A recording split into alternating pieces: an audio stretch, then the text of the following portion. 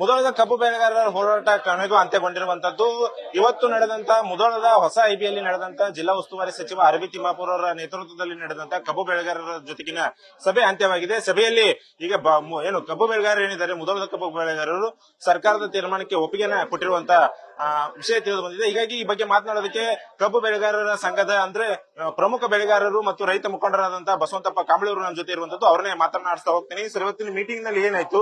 ನಿಮ್ಗೆ ಯಶಸ್ವಿ ಆಯ್ತಾ ಅಥವಾ ಸರ್ಕಾರದ ತೀರ್ಮಾನಕ್ಕೆ ತಾವು ಮನದೇ ಒಪ್ಕೊಂಡ್ರ ಅಂತ? ಈಗ ಯಶಸ್ವಿ ಅಂದ್ರೆ ಮುಧೋಳ ಈ ಭಾಗದ ರೈತರಂದ್ರೆ ನಮ್ದೇನು ಮುಖ್ಯವಾದ ಇರುವಂತ ಪಾಯಿಂಟ್, ಹಳೆ ಬಾಕಿ ಕೊಡಬೇಕು, ಈ ವರ್ಷ ರೇಟ್ ಘೋಷಣೆ ಆಗಬೇಕು ಅನ್ನುವಂತ ಒಂದು ಹೋರಾಟದ ಮುಖ್ಯ ಗುರಿಯಾಗಿತ್ತು. ಇದು ಎಲ್ಲಾ ಕಾರ್ಖಾನೆ ಬಾಕಿಗಳ ಹಳೆ ಬಾಕಿ 100 ರಿಂದ 125 ಕೋಟಿ ರೂಪಾಯಿ ಬಾಕಿ ಇತ್ತು. ಅದು ರೈತರನ್ನ ಹೋರಾಟ ಮಾಡಿ ಒಂದು 100 ಕೋಟಿ ರೂಪಾಯಿ ರೈತರ ಖಾತೆಗೆ ಜಮಾ ಆಗಿತ್ತು. ಇನ್ನೊಂದು 25 ಕೋಟಿ ರೂಪಾಯಿ ಬಾಕಿ ಇತ್ತು. ಅದಕ್ಕಾಗಿ ಹೋರಾಟ ನಡೆದಿತ್ತು. ಆಮೇಲೆ ಈಗ ಜಿಲ್ಲಾ ಉಸ್ತುವಾರಿ ಅದನ್ನ ಬಹಳ ಸ್ಪಷ್ಟವಾಗಿ ನಮಗೆ ಈಗ ಉತ್ತರ ಕೊಟ್ಟಾರ. ಆಮೇಲೆ ಇನ್ನೊಂದೇನಂದ್ರ ಇದು ಒಂದು ಯಶಸ್ವಿ ಆಗೈತಿ ಹಳೆ ಬಾಕಿ ವಸೂಲಿ ಮಾಡೋದ್ರಲ್ಲಿ. ಇನ್ನು ಎರಡನೇ ಪಾಯಿಂಟ್ ಏನಂದ್ರ, ರೈತರಿಗೆ ರಾಜ್ಯ ಸರ್ಕಾರ ರಿಕವರಿ ಆದ ಮೇಲೆ ರೇಟ್ ಹೇಳಿತ್ಲ, ಅಲ್ಲಿ ಒಂದು ಮೋಸ ಆಗಿತ್ತಲ್ಲಿ. ಏನು ಮೋಸ ಆಗಿತ್ತು ರಿಕವರಿ ಒಳಗಂದ್ರ 10.25 11.25 ಅಂದಿರಲ್ಲ, ಅಲ್ಲಿ ಒಂದು ರಿಕವರಿಗೆ 40 ರಿಂದ 50 60 70 ರೂಪಾಯಿ ರೈತರಿಗೆ ಹೆಚ್ಚಿತ್ತು. ಅಂದ್ರ ಏಕರೂಪ ಒಂದೇ ಕಾಯ್ದೆ 3200 ಮೊದಲೇ ಕಂತಿನ ಹಣ, ಆಮೇಲೆ ಸರ್ಕಾರ 50 ಮತ್ತು ಕಾರ್ಖಾನೆ 50 ಸೇರಿ 3300 ಆಕತಿ. ಇದೊಂದು ಬಹಳ ವಿಶೇಷವಾದಂತ ಹೋರಾಟ ಜಯ ಸಿಕ್ಕತಿ. ಇನ್ನೊಂದು ಬಹಳ ಮುಖ್ಯವಾಗಿದ್ದಂದ್ರೆ ಮೂರನೇದು, ಕಬ್ಬಾದ್ರೆ 2 ತಿಂಗಳಿಗೆ 3 ತಿಂಗಳಿಗೆ 6 ತಿಂಗಳ ಬಿಲ್ ಕೊಡ್ತೀರಿ ಇವರು ಪ್ರತಿ ವರ್ಷ. ಈ ವರ್ಷ ಏನ ನಿಯಮಗಳ ಹೊಸ ಚೇಂಜ್ ಆಗಿತ್ತೆ. ನಮ್ಮ ಮುಧೋಳ ತಾಲೂಕಿನ ರೈತರು ಕಬ್ಬಾದ 14 ದಿಂದ ರೈತರ ಖಾತೆಗೆ ಜಮಾ ಆಗಬೇಕು ಅನ್ನುವಂಥದ್ದು ಬಹಳ ಸ್ಪಷ್ಟವಾಗಿ. ಈಗ ಮುಚ್ಚಳಿಕೆ ಪತ್ರನೂ ಕೂಡ 3 ಗಂಟೆಗೆ ಅವಳ ಕಾರ್ಖಾನೆ ಮಾಲಕ್ ಬರ್ತಾರ, ನಮ್ ಬರೆದು ಕೊಡ್ತಾರ, ಬಾಕಿಯನ್ನ ಎಷ್ಟಿತ್ತು ಯಾವಾಗ ಕೊಡ್ತಾರ. ಈಗ ಕಬ್ಬಾದ 14 ದಿಂದ ಬಿಲ್ ಕೊಡೋದ್ರಿಂದ ಬಹಳ ಸ್ಪಷ್ಟವಾಗಿ ಅವರೆಲ್ಲ ನಮ್ಮ ಮುಚ್ಚಳಿಕೆ ಪತ್ರ ಬರೆದು ಕೊಡ್ತಾರೆ. 3 ಗಂಟೆಗೆ ಸಂಗೊಳ್ಳಿ ಸರ್ಕಲ್ ಬರ್ತಾರ. ಸರಿ, ನೀವು ಮೊದಲಿನಿಂದನೂ 3250 ರೂಪಾಯಿಗೆ ಪಟ್ಟು ಹಿಡಿದು ಕೂತಿದ್ರಿ. ಸರ್ಕಾರ ಇಲ್ಲ 3200 ಕೊಡ್ತೀವಿ ಫಸ್ಟ್ ಕಂತಿನಲ್ಲಿ ಅಂತ ಅವ್ರು ಹೇಳ್ತಾ ಇದ್ರು. ಹಂಗಾದ್ರೆ ನೀವು ಸರ್ಕಾರದ ತೀರ್ಮಾನಕ್ಕೆ ನೀವು ಬದ್ಧರಾಗಿದ್ದೀರಿ. ಅದೇನ ಇದು ನಿಮಗೆ ತೃಪ್ತಿದಾಯಕ ಆಗಿದೆ ಅಥವಾ ಯಾವ್ದೋ ಒಂದು ಒತ್ತಡಕ್ಕೆ ತಾವು ಮಣಿದು ಇದನ್ನ ಅಂತ್ಯಗೊಳಿಸಿರುವಂತ? ಒತ್ತಡಕ್ಕೆ ಮಣಿದು ಅಲ್ಲ, ಅದು 3300 ಅಂದ ಕೂಡಲೇ ರೈತರಿಗೆ ಏನಾಗಿತ್ತದು, 3300 ಅಂತೇಳಿ ರೈತರು ವಾಪಸ್ ತಕೊಂಡಿರು. ಅಲ್ಲಿ ಒಂದು ಪದ ಬಳಕೆ ಮಾಡಿದ್ರಲ್ಲ ರಿಕವರಿ ಆಧಾರ ಮೇಲೆ, ಅದು 3300 ಹಾಕಿದ್ದಿಲ್ಲ. ಅದ್ ಏನಾತಂದ್ರ ಅದು ಹೋಲ ಫೇಲ್ ಆತ. ಸರ್ಕಾರ ಹೇಳಿದ ಫೇಲ್ ಆಗೈತಿ.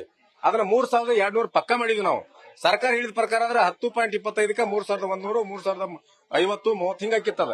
ಅದನ್ನ ಒಟ್ಟ ಕೂಡಿಸಿ ವೈಯಕ್ ರೂಪ ಕಾಯ್ದೆ 3200 ಕೊಡ್ಬೇಕನ್ನುವಂತ ಅಲ್ಲೊಂದು ಬಹಳ ವಿಶೇಷವಾದಂತ ಯಶಸ್ವಿ ಆಗೈತೆ ನಮ್ಮ ಹೋರಾಟ. ಸರ್ಕಾರ ಹೇಳಿದಂಗಾಗಿಲ್ಲ.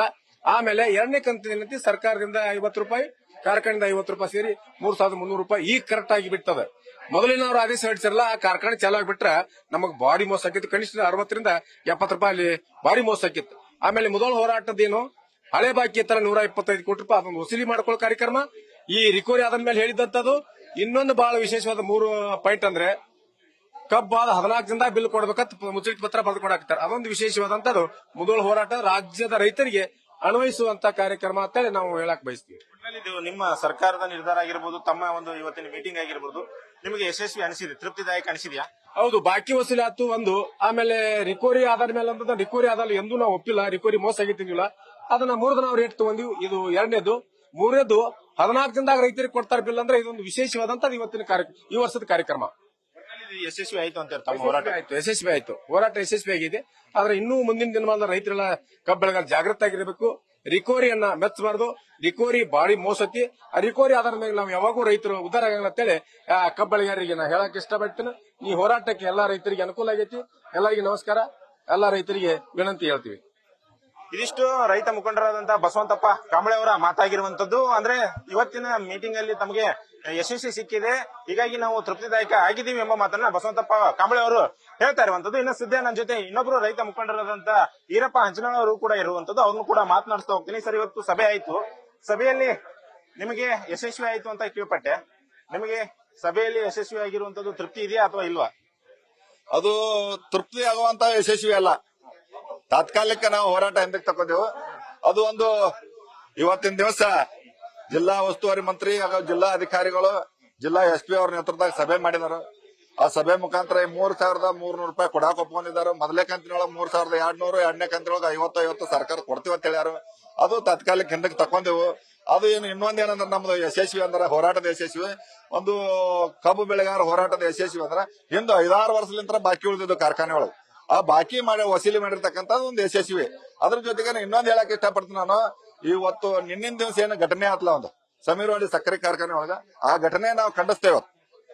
ಆ ಘಟನೆ ಯಾಕೆ ಖಂಡಿಸ್ತೇವೆ ಅಂದ್ರೆ ಅದು ಹೋರಾಟಗಾರ ಯಾರು ಮಾಡಿರ್ತಕ್ಕಂಥ ಘಟನೆ ಅಲ್ಲ, ಅದು ಕಾರ್ಖಾನೆ ಒಳಗೆ ಕೆಲವೊಂದು ಕಿಡಿಗೇಡಿ ಒಳಗೆ ಮಾಡಿರ್ತಕ್ಕಂಥದ್ದು ಕೃತ್ಯ ಅದು ಯಾವಾಗೂ ಬರ್ತಕ್ಕಂಥದ್ದು ನಾವು ವಿಚಾರ ಐತಿ. ನಾವು ಹೋರಾಟಕ್ಕೆ ಒಂದು ಇತಿಹಾಸ ಐತಿ, ಒಂದು 30-40 ವರ್ಷ ಆಯ್ತು. ನಂಜುಂಡಸ್ವಾಮಿ ಗಡದನ್ನ ಅವ್ರ ಹೆಸರು ಹೇಳ್ತೇವೆ ನಾವು. ಆ ಹೋರಾಟಗಾರ ಯಾರೋ ಮಾಡಂಗಿಲ್ಲ.